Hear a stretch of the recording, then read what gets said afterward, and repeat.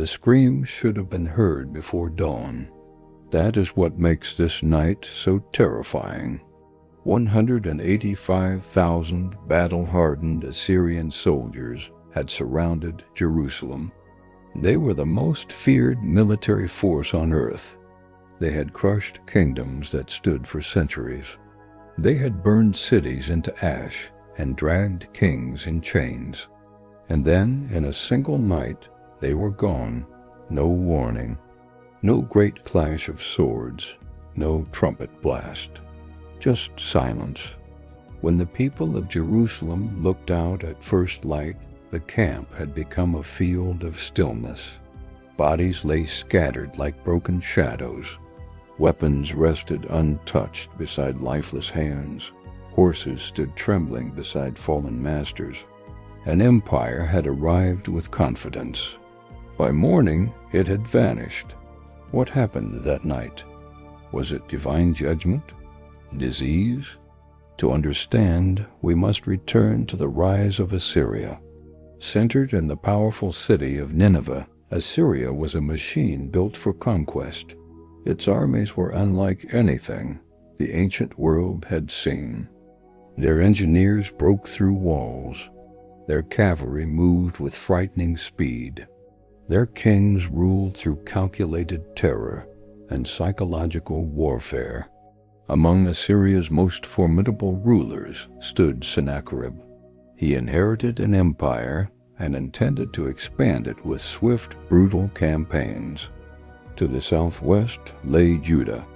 Compared to Assyria, Judah was tiny, but its people believed their city was under God's protection. Judah was ruled by King Hezekiah. He was a reformer who worked to restore worship and prepare the city for the coming storm. Hezekiah ordered the construction of an underground tunnel to secure the city's water. This tunnel was cut through solid rock from opposite ends. Hezekiah also strengthened the walls and encouraged his people. Be strong and courageous. There is a greater power with us than with him. But Sennacherib was moving. Ancient records like the Taylor Prism detail his capture of 46 fortified Judean cities. Among the destroyed was Lachish. Archaeological evidence reveals burned layers and siege ramps consistent with the relief carvings at Nineveh. Now Jerusalem stood alone. Sennacherib sent his commander, the Rabshakeh, to deliver a psychological assault designed to crush their faith. He asked a question meant to destroy hope. Which of all the gods of these lands have ever delivered their countries from my hand? Inside Jerusalem, fear spread.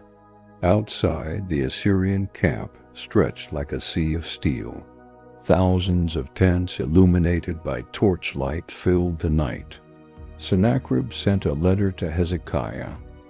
Do not let your God deceive you. Jerusalem will fall like all the rest. Hezekiah took the letter to the temple. He spread it out before God and prayed for deliverance so the world would know he alone is God. As darkness settled, the Assyrian camp remained. No one inside could sleep. Something was about to happen in the black silence of that night. By sunrise, the greatest military force on earth would be broken, and history would never fully explain how. The night deepened, and Jerusalem held its breath. Beyond the city walls, the Assyrian camp glowed like a ring of fire around the hills. Thousands of torches flickered against the darkness, their flames bending in the night wind that moved across the rocky ridges of Judah.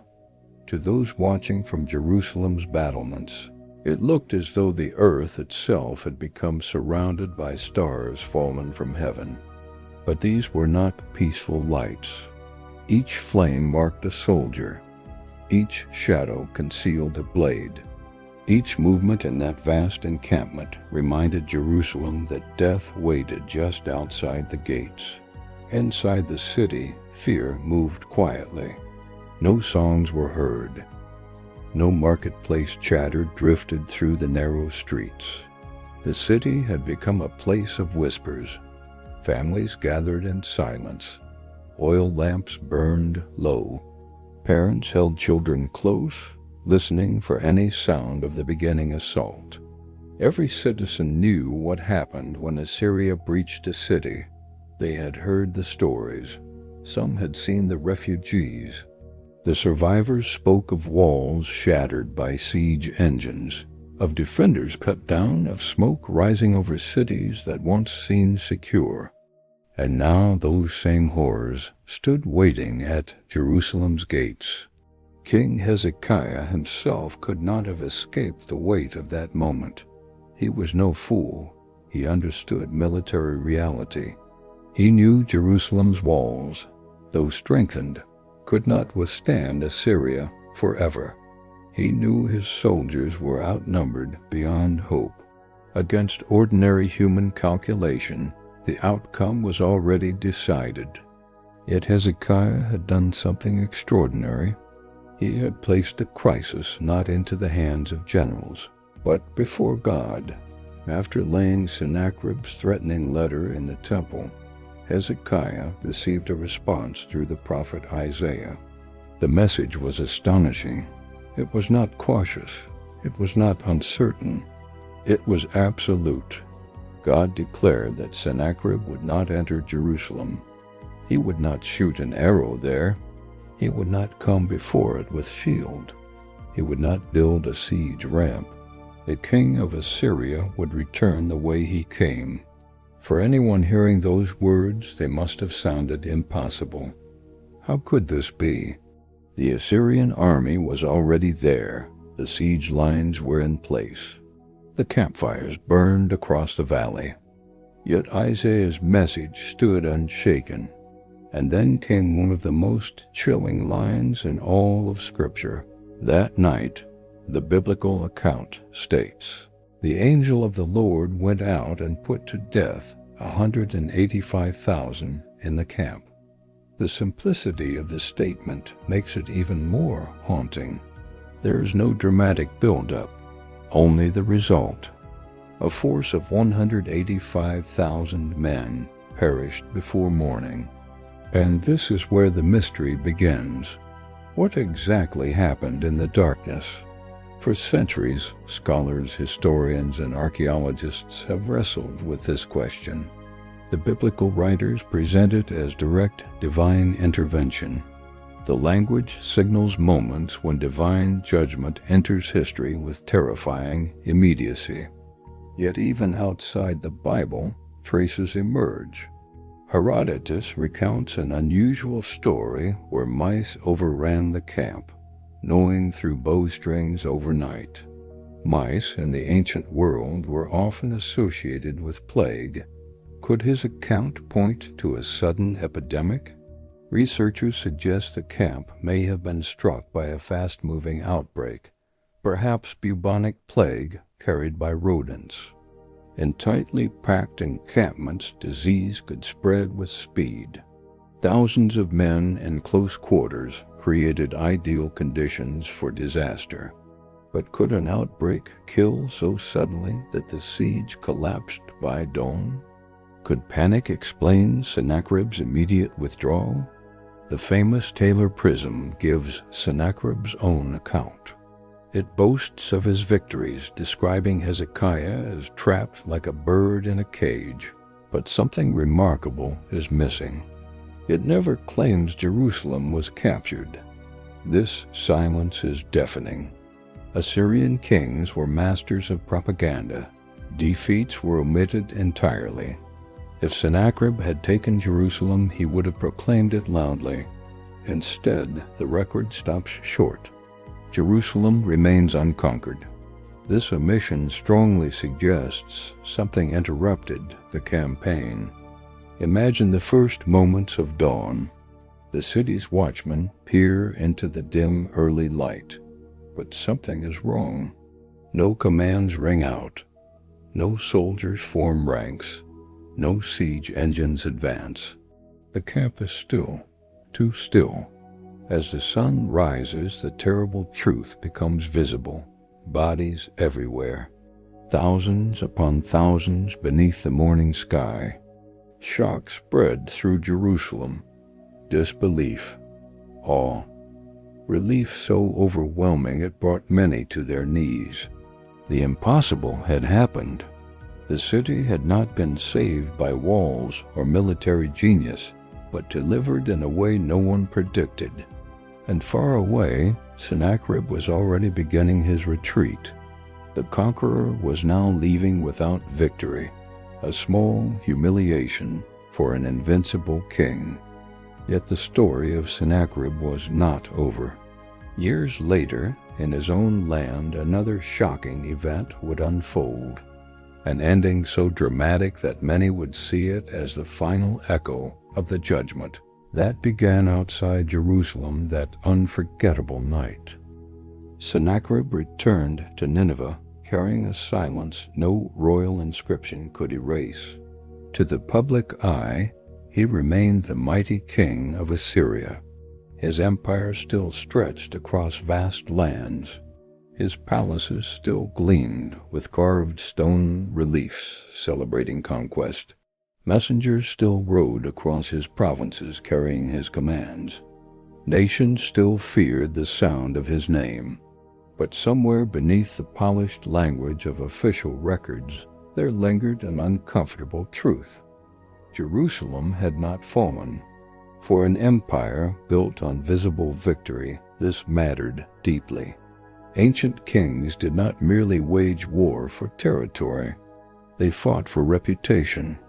If surrounding nations began to suspect Assyria could be resisted, cracks would begin to spread through the empire's authority. And Jerusalem had become precisely that kind of dangerous symbol. A city too small to matter should have been erased. Instead it stood. Its walls remained intact. Its temple still stood upon Mount Zion. Its people continued to worship the God whom Assyria had mocked. This was not supposed to happen. The political consequences of that survival reached far beyond Judah's borders. Across the ancient Near East, whispers would have traveled. How had mighty Sennacherib failed? What force had stopped him? Why had the world's most feared army withdrawn?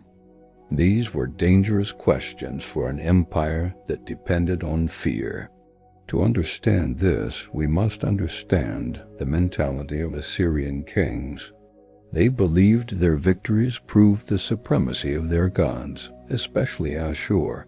Conquest was not merely political, it was theological. This belief is exactly what the Rabshakeh exploited when he mocked Jerusalem's faith. He listed conquered nations and their fallen gods. Jerusalem's survival shattered that logic. If the God of Judah had indeed delivered the city, then Assyria's theological certainty had suffered a wound. This is why the biblical narrative presents the event as a direct confrontation between competing claims of divine authority. And according to the biblical account, Assyria lost. Years passed. Sennacherib continued to rule and expanded Nineveh. His palace without rival covered an enormous area, decorated with intricate reliefs. Aqueduct systems brought water into the city. To all appearances, Sennacherib remained untouchable, but history often moves with hidden currents. One day, while worshiping in the temple of his god, Sennacherib was assassinated by his own sons. The mighty king who had mocked Jerusalem's God died violently at home, betrayed by his own bloodline. For ancient audiences, the symbolism would have been unmistakable. The conqueror who had challenged heaven fell before his own altar. The biblical account of Sennacherib's campaign aligns with a remarkable degree of historical credibility. The existence of Hezekiah's preparations is physically confirmed. The failure to capture Jerusalem is reflected in Sennacherib's own inscriptions. something happened outside Jerusalem. Several major theories have emerged, including the epidemic theory. Disease could spread with horrifying speed through overcrowded conditions, striking leadership and soldiers overnight. Another possibility is psychological collapse. Ancient armies were deeply influenced by signs and omens. For believers, the simplest explanation remains the one Scripture gives: divine intervention. Picture that ancient battlefield. The first sunlight touching abandoned armor. The cold morning wind moving through silent tents. On Jerusalem's walls, stunned witnesses realizing they were alive to see what should have been impossible. A warning written not in ink, but in silence. The silence of 185,000 soldiers who never saw the morning. There is something deeply unsettling about silence after overwhelming noise. The Assyrian army was not a quiet presence. For weeks, its camp outside Jerusalem would have been alive with the pounding of hammers, the snorting of horses, and the grinding movement of chariots. Orders barked across the darkness. Fires crackled beneath cooking pots. Thousands of voices from conquered nations. It was the sound of absolute domination. To the people trapped inside Jerusalem, every sound was a reminder that they were facing what seemed like certain destruction. Then came the silence. Not the ordinary stillness before dawn, something heavier. The kind of silence that presses against the ears and makes the heart uneasy. When the watchmen first noticed the unusual stillness, they likely hesitated. Ancient warfare was full of deception. Armies staged false retreats. As the sun rose over the eastern ridges of the Judean wilderness, its first light spilled across the valleys below Jerusalem. There, spread across the landscape, lay the evidence of something no military strategist could have predicted. The invincible Assyrian host had fallen. This moment became one of the defining memories of Israel's national consciousness. Its impact was not merely military survival, it reshaped their spiritual imagination. Judah was a small kingdom, Egypt to the south, Assyria to the northeast. Larger empires moved like storms, swallowing smaller nations whenever opportunity arose. This deliverance became a dramatic declaration that Judah's survival could not be explained by politics alone. History remained subject to the sovereignty of God. Again and again, the biblical narrative insists that human power is never ultimate. Pharaoh's armies collapse at the sea. The walls of Jericho fall. And now Assyria, the superpower of its age, is broken in a single night. To ancient Israel, these were reminders that visible strength is fragile. Listen to the imagery of Psalm 46. God is our refuge and strength, an ever-present help in trouble. The nations rage, the kingdoms totter. These are not abstract lines. They carry the pulse of lived memory from people who saw impossible deliverance with their own eyes. Psalm 76 says, "There he broke the flashing arrows, the shields and the swords. At your rebuke, God of Jacob, both horse and chariot lie still." The memory endured. Generation after generation sang about it. It became a template for whenever Israel later faced overwhelming crisis. There is another layer. It marks a clear intersection between biblical narrative and external historical evidence. Too often, ancient history survives only in fragments. But here the evidence is rich. We have Assyrian royal inscriptions, archaeological remains from fortified cities, and physical structures like Hezekiah's tunnel. We even have the siege reliefs from Lachish. This convergence establishes a firm historical framework. The crisis and the siege were real. Jerusalem's unexpected survival demands explanation. Some historians emphasize natural causes, others see the extraordinary convergence as strengthening confidence in the biblical account. Serious scholarship no longer dismisses the story as legend, and this leads to a fascinating irony. Assyria, for all its terrifying power, would not endure. In 612 BC, Nineveh fell. The city that once terrified nations was reduced to ruins. For centuries, its very location was forgotten. Only in the 19th century did archaeologists uncover the shattered grandeur. Massive winged bulls, palace reliefs, and fragments of a vanished empire. Among those names stands Sennacherib, the conqueror who nearly erased Jerusalem, whose campaign ended in mystery. His unfinished victory became history's loudest silence. What exactly happened that night? Was it plague, panic, or divine judgment?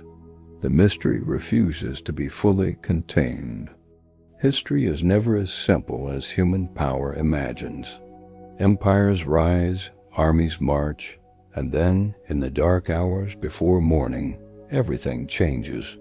Why has this story continued to grip us for 3,000 years? The answer lies in what that night still says to every generation that hears its silence. There are nights that belong only to history, and then there are nights that seem to step beyond history, becoming symbols that speak across centuries. The night the Assyrian army fell outside Jerusalem is one of those moments. It refuses to remain buried in the past. It continues to confront every age because it touches something universal, the terrifying illusion of unstoppable power. Every generation creates its own Assyria. There is always some force that appears too great to resist, an empire, a ruler, a system, a crisis so overwhelming that surrender seems inevitable. To the people standing on Jerusalem's walls, Assyria was exactly that. This was not an abstract threat. This was a sophisticated military power. Its victories were not rumors. Entire nations had already fallen. Cities stronger than Jerusalem had been crushed under Assyrian siege engines. Resistance looked irrational. Hope seemed almost reckless. This is what makes Hezekiah's response so remarkable. He did not deny reality. Faith is never presented as blind refusal to acknowledge danger. Hezekiah strengthened defenses. He secured water supplies. He prepared his people. He recognized the scale of Assyria's power, but he refused to accept that visible power was the final authority. His faith was defiance rooted in trust. During the Babylonian exile generations later, memories of Hezekiah's deliverance became both comfort and challenge. Why had God delivered Jerusalem then, but not now? The prophets wrestled with this tension. They understood that divine intervention was never mechanical. It revealed history remained under divine authority. For early Christians, it also carried symbolic resonance. What appears defeated can unexpectedly triumph, and what appears invincible can collapse overnight. Assyrian royal inscriptions are among the most confident declarations of dominance. Their kings spoke with breathtaking certainty of eternal supremacy. Yet archaeology tells the rest of the story. The same empire lies buried in ruin. Palaces built for display survive as broken stone in the dust. Take the case of Hezekiah's tunnel. For centuries, it existed only in description. Then archaeologists uncovered it, snaking through solid rock beneath Jerusalem. Or consider Lachish. Excavation confirms violent destruction. The siege ramp remains visible. Arrowheads litter the site, depicting the assault in detail. The biblical writers were rooted in real historical events. They were recording crises among identifiable rulers under documented geopolitical pressures. Which brings us to the night 185,000 soldiers vanished. The event stands in historical light. Something extraordinary halted antiquity's greatest military machine. Modern scholars propose explanations: environmental factors, contaminated water, military psychology, a sudden unexplained calamity interpreted as divine displeasure, or the possibility ancient witnesses accepted direct divine intervention. For the modern historian, this raises difficult questions outside ordinary academic verification. The Jerusalem deliverance sits at the boundary between history and mystery. The evidence takes us to the edge. Beyond that edge, interpretation begins. The people of Jerusalem did not receive a detailed explanation at dawn. They simply saw the result. The enemy was gone. Deliverance had come. History leaves us with silence. The evidence speaks clearly enough to establish what happened, but not clearly enough to remove wonder. What if the forces we fear most are not permanent? What if the powers that seem invincible are already standing closer to collapse than anyone realizes? Jerusalem learned the answer in a single night, but its significance ripples far beyond ancient walls, shaping our understanding of where true power resides. Power has always loved spectacle. Empires announce themselves with banners, armies, monuments, and noise. They build towering walls and speak as though their rule is permanent, believing visible strength is the final measure of reality. Assyria mastered this better than almost any civilization before it. Its kings understood that conquest begins in the imagination. When Assyrian armies marched, they did not simply defeat enemies, they cultivated terror. Every act of violence carried a message. Resistance is useless. Kingdom after kingdom surrendered because they believed Assyrian power was inevitable. This is what made Jerusalem's deliverance so disruptive. It shattered the story Assyria had told about itself, exposing a pattern where powers that appear absolute collapse unexpectedly. Rome called itself the Eternal City. Its empire crumbled. History is a graveyard of powers once considered unstoppable. Sennacherib's campaign against Jerusalem fits this rhythm. By every ordinary measure, he should have succeeded. His army was superior, his record unmatched. But history is not governed solely by ordinary measures. The downfall of Assyria was presented as moral correction. Isaiah compares Assyria to an axe boasting against the one who wields it. Power becomes dangerous when it mistakes itself for ultimate authority. This warning speaks to every structure of dominance humanity creates. Jerusalem at the time was a modest hilltop city. Compared to Nineveh, its resources were limited and its military weak. Hezekiah's preparations, particularly the securing of water through the tunnel system, further strengthened its resilience. Archaeology reveals fortifications like the Broad Wall, showing that Hezekiah was not relying on faith alone. He acted decisively. The lesson is that faithful action recognizes its limits. Jerusalem survived through a convergence of preparation and an extraordinary event. Whether the number was precisely 185,000, the narrative claim remains. A massive military presence suffered a catastrophic collapse. What was it like for the first Judean who descended from the city walls that morning? What did he feel stepping among abandoned tents? Did he fall to his knees? Did he tremble at the realization that he was walking through the aftermath of something beyond ordinary warfare? They had seen visible power overturned by an unseen force. They had watched certainty collapse overnight. Its ultimate message is about the limits of human certainty itself, a lesson every empire eventually learns. The hardest part of this story is not the mystery of how the soldiers died. It is the question of why this night happened when so many other nights in history ended differently. This is where the story stops being merely historical and becomes deeply human. For every Jerusalem that was delivered, there were cities that fell. For every moment when overwhelming power collapsed overnight, there were moments when it triumphed. The same Jerusalem that survived Sennacherib would eventually face Babylonian destruction in 586 BC. Its temple would burn. Its people would be carried into exile.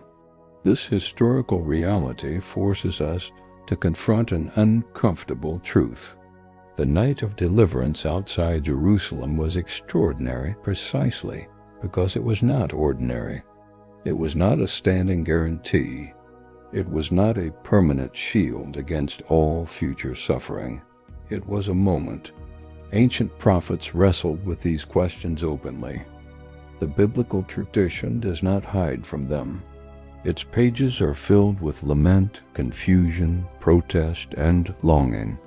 The deliverance from Assyria was never meant to teach that history, would always unfold according to immediate human expectation. Its deeper lesson is that visible circumstances never tell the whole story. Human beings remain endlessly vulnerable to the seduction of appearances. We look at what seems strongest. Political powers appear immovable. Economic systems seem invincible. Technological empires project permanence. And yet history repeatedly reveals how fragile such confidence can be. The lesson is ancient and ever new. Visible dominance is never the same as ultimate permanence. Modern strategic studies often emphasize contingency, the reality that events can turn on unforeseen variables. Sennacherib may have planned meticulously, yet the campaign still ended short of its goal. Then came dawn, and everything changed. The people of Jerusalem could not have known as night fell that they stood on the edge of a massive reversal.